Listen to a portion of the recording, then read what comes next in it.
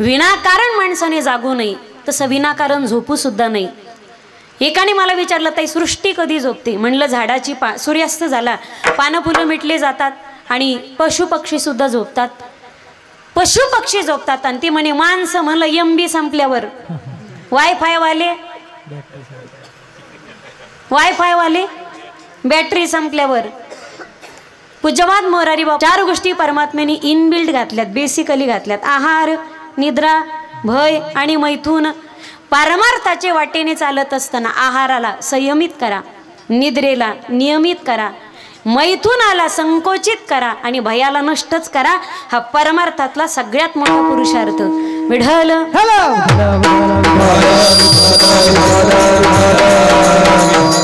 परमार्थाच्या वाटेने चालत असताना या 4 गोष्टी फार गरजेच्या आहेत. युक्त आहार विहार, नेम इंद्रियासी सार, नसावी वासर, निद्रा बहुभाषण. आपल्या शास्त्राने किती झोपावं, कुठे झोपावं, काय खावं, कसं वागावं, कसं बोलावं, काय काय करावं, या सगळ्या गोष्टींची मर्यादा घालून दिली. आहार, निद्रा, भय आणि मैथुन या 4 मुद्द्याचा विचार करू.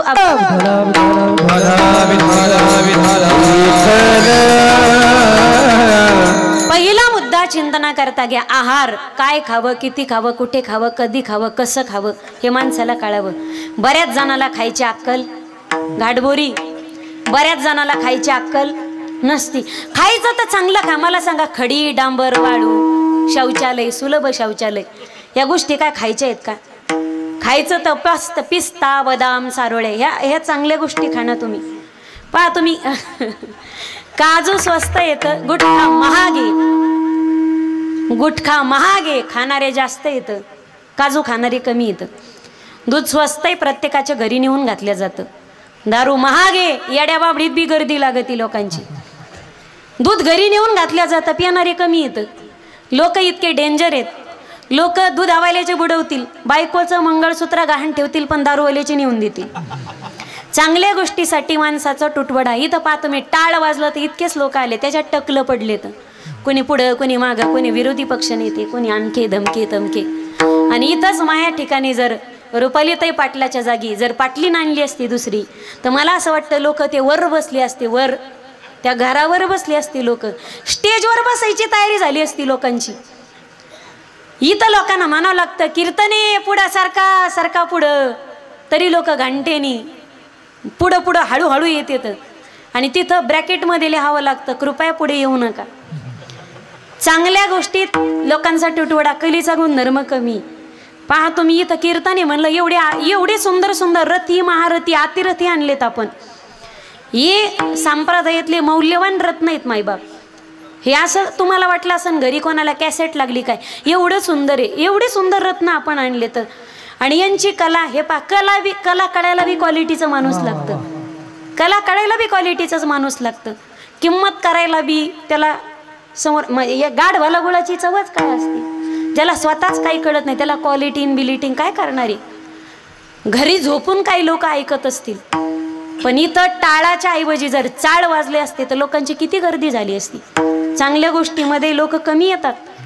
इथं म्हणलं ना कीर्तने, लोक हळूहळू आले, चाल झाल्यावर आले. लोक म्हणतात पहिली एवढी, म्हणजे अजून आमची सुधारणा झाली नाही. एवढं जग गेलंय चंद्रावर, आम्ही अजून उंदरावर. म्हणजे चाल म्हणजे काय, आलाप म्हणजे काय, राग म्हणजे काय, अजून काहीला काही कशातलंच काही कळत नाही. हे बी कळत नाही. हो, हे लय मोठं अज्ञान आहे. कळत नाही हे बी, निदान ते तरी कळावं का नाही. आणि इथं फक्त म्हणायचं घाटबोरी का घाटाबोरी, घाटबोरी ना. घाटबोरीच्या फाट्यावर बांधायला लागले लोक, टावेली लावून पळत येईन. विवेकानंदांचं एक वाक्य, पण इतकं दुर्दैव आहे ते वाक्यामध्ये. विवेकानंद म्हणतात, या भारताला दुर्जनापासून धोका नाही, सज्जनापासून धोका आहे. सज्जन एकत्रित येत नाही आणि दुर्जनाला एकत्रित आणावं लागत नाही. सगळ्यात मोठं दुर्दैव आहे मायबाप. चांगल्या गोष्टीमध्ये लोक आले पाहिजेत, वाईट गोष्टीकडे लोकांचा कल जास्त असतो. हे आपल्या पतनाचं सगळ्यात मोठं कारण आहे. विठ्ठल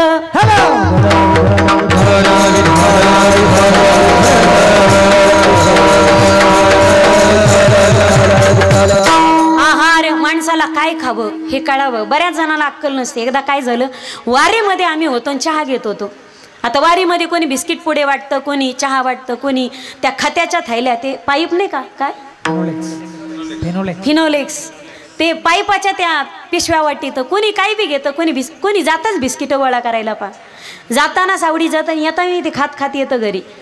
एके ठिकाणी ते आम्ही चहा घेत होतो आणि चहा घेत असताना आम्ही एके ठिकाणी, आणि चहा घेत असताना लोक काही बारी दिसली का पाहतच नाहीत पुढं, काय डायरेक्ट घुसायचं काम करीते. 2 महिला होत्या बा, डोके सेंटर कळतं ना तुम्हाला, डोक्यावर थायल्या, काय गोळा करीत ते कळतच नाही मला. 4 जणी एकच ग थोडं उचली त्यात.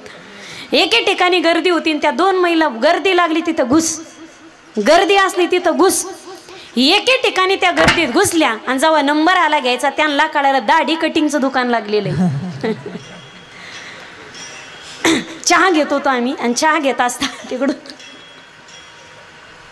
चोकोबार आला. चोकोबार चहा घेईपर्यंत मंगेश दादा चोकोबार वितळण, त्या माणसानं ठेवा कुठं खिशात नाही, त्यानं चोकोबार चहात असा बुडू खाल्ला. काय लायकीचा आणि क्वालिटीचा माणूस असेल पाहतो. विढल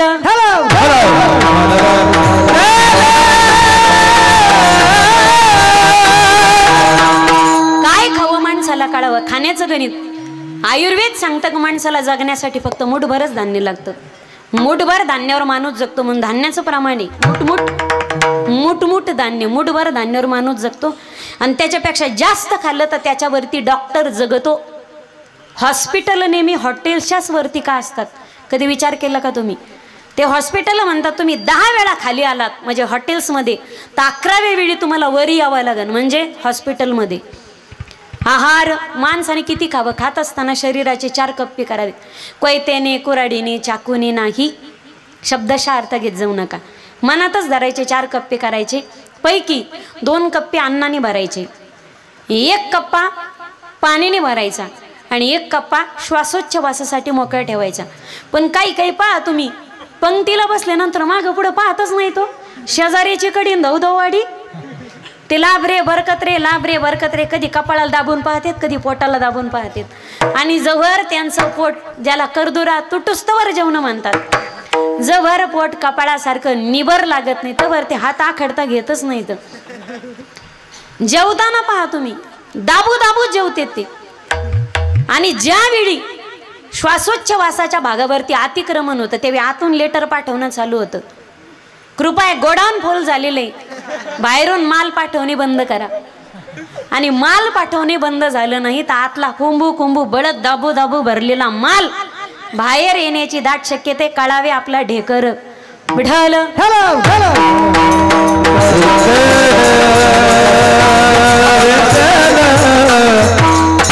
जेवत असताना जेवावं किती याचं शास्त्र सुद्धा संप्रदायाने सांगितलं. आहार निद्रा माणसाने किती झोपावं, विनाकारण माणसाने जागू नये, तसं विनाकारण झोपू सुद्धा नाही. एकाने मला विचारलं ताई सृष्टी कधी झोपते, म्हणलं झाडाची सूर्यास्त झाला पानं फुलं मिटले जातात आणि पशुपक्षी सुद्धा झोपतात. पशुपक्षी झोपतात आणि ती म्हणे माणसं, म्हणलं MB संपल्यावर, वायफाय वाले बॅटरी संपल्यावर. पूज्यवाद मोरारी बापू यांनी 24 तासाचं गणित सांगितलं. मोरारी बापू माहिती आहेत का तुम्हाला? मोरारी बापू माहिती आहे का? मोरारी बापू माहिती आहे तुम्हाला? परशा माहिती आहे का? पूज्यपाद मोरारी बापू राष्ट्रीय रामकथा प्रवक्ता. 8 तास ते म्हणतात माणसाने झोपावं, 8 तास माणसाने संसार करावा आणि 8 तास देव देश आणि धर्म यांच्यासाठी समर्पित करावेत. 24 तास 8 त्रिक. गणित चांगलं आहे तुमचं, गणित चांगलं ठेवा निदान निवडणुका होईपर्यंत तरी. विठ्ठल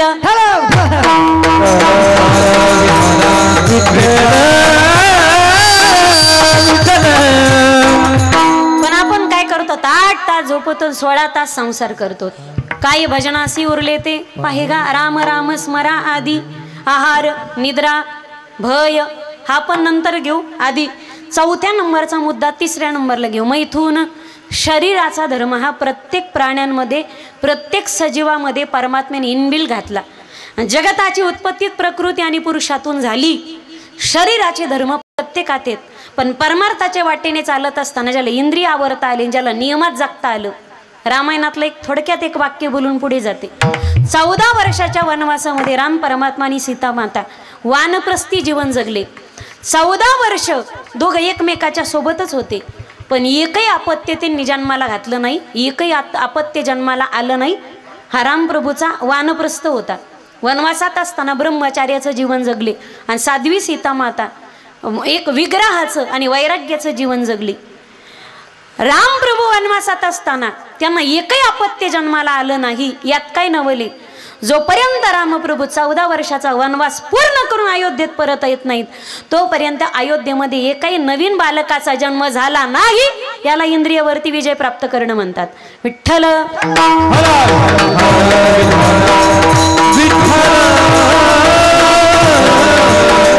आणि परमार्थामध्ये नियमाला फार किंमत आहे माईबाप. तुम्ही लग्न करा पण नियमात राहा.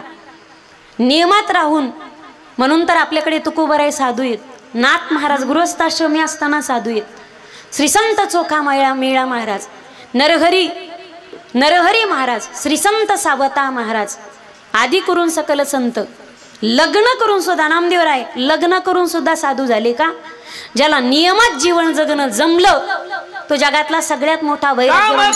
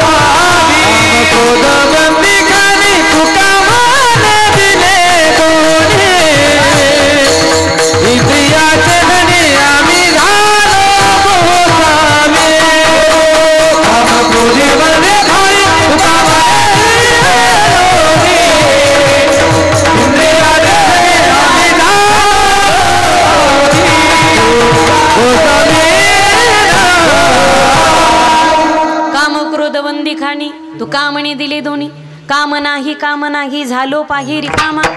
परमार्थाच्या वाटेने चालत असताना तिसऱ्या गोष्टीला मैथून आला.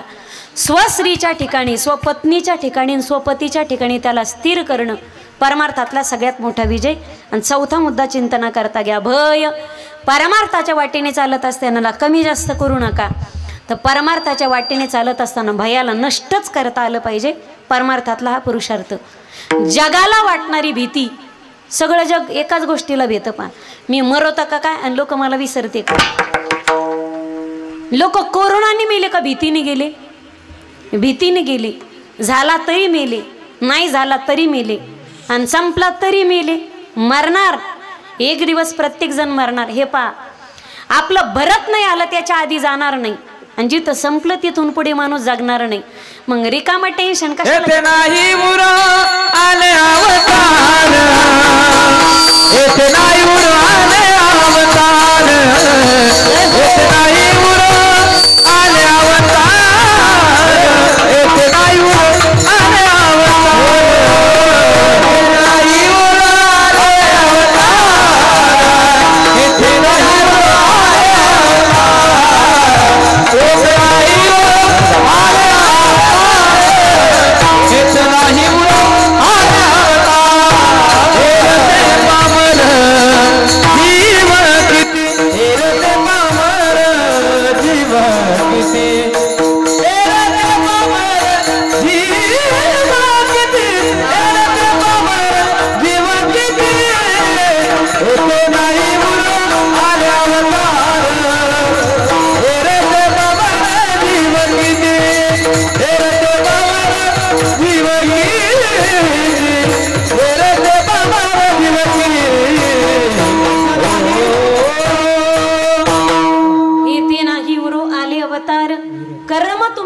असेल, तुमच्या मुखात सत्यता असेल आणि तुमचा मार्ग प्रामाणिकपणे असेल तर मी मरेल आणि नरकाला जाईल याची भीतीच काय.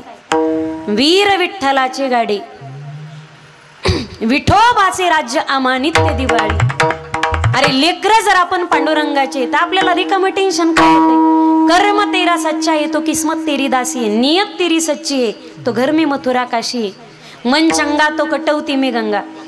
ज्याच्या कर्मात प्रामाणिकता आहे, ज्याच्या मुखात सत्य आणि ज्याचा मार्ग सत्याचा आणि प्रामाणिकपणाचा आहे, तर आपण मेल्यावर नरकाला जाऊ याची भीती का वाटावी त्या माणसाला? ज्याचा मार्ग सत्य नाही, हा ज्याच्यात काहीतरी अफरातफरी, ज्याच्या वागण्यात घोटाळा आहे, त्याला भीती पाहिजे, क्षणोक्षणी भीती पाहिजे त्याला. अकाल मृत्यू ओ मरे जो काम करे चांडाल का. अकाल मृत्यू ओ मरे जो काम करे चांडाल का. अरे काल भी उसका क्या करे जो भक्त हो महाकाल का.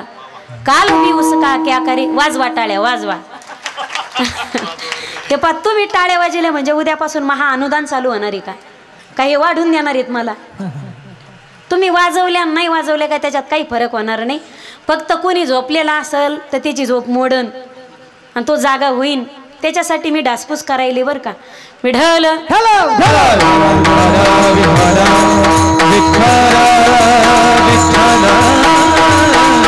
जगाला एकच भेटी मरणाची आणि मेल्यानंतर जग आपल्याला विसरतं की काय? प्रत्येकाला वाटतं बरं का नवली महाराज, आपण मेल्यावर असं भाषण करावं लोकांनी की अमक्या अमक्याच्या अण्णाच्या तात्याच्या नानाच्या जाण्याने गावात पोकळी निर्माण झाली, आता ही पोकळी कोणीच भरून काढू शकत नाही. अरे बाबा लक्षात ठेव, त्यांच्याच जाण्याने गावात पोकळ्या निर्माण होतात ज्यांच्या कामगिऱ्या भरीव असतात. पेट की सेवा करने वाला आदमी कभी भी गांव की, देश की, धर्म की, समाज की सेवा कभी कर नहीं सकता. ज्याने पोट जाळून टाकलं त्याला समाजासाठी जगता येतं. विठ्ठल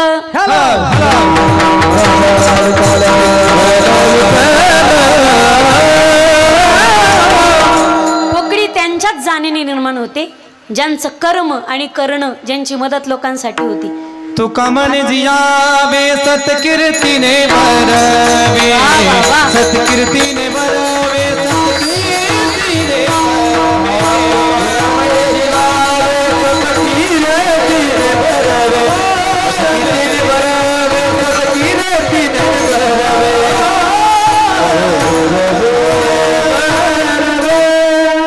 तुका म्हणी जियावे सत्कीर्तीने.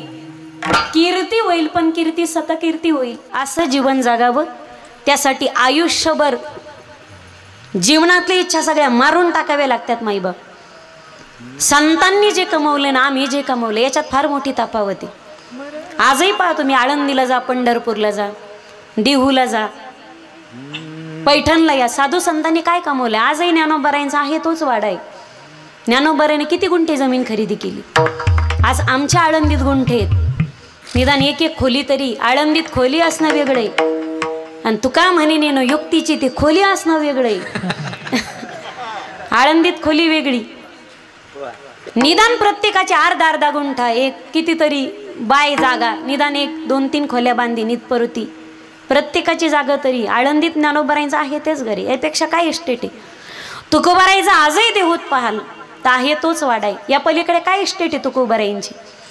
आजही पैठणला जाल, मी पैठणची कन्या आहे, नाथांचा आहे तोच वाडा आहे. या पलीकडे नाथांची काय इस्टेट आहे? आज त्यांच्या एका एका अभंगावरती टिपणं बसून आम्ही गाड्या घेतल्यात, कोटीचे घरं बांधलेत.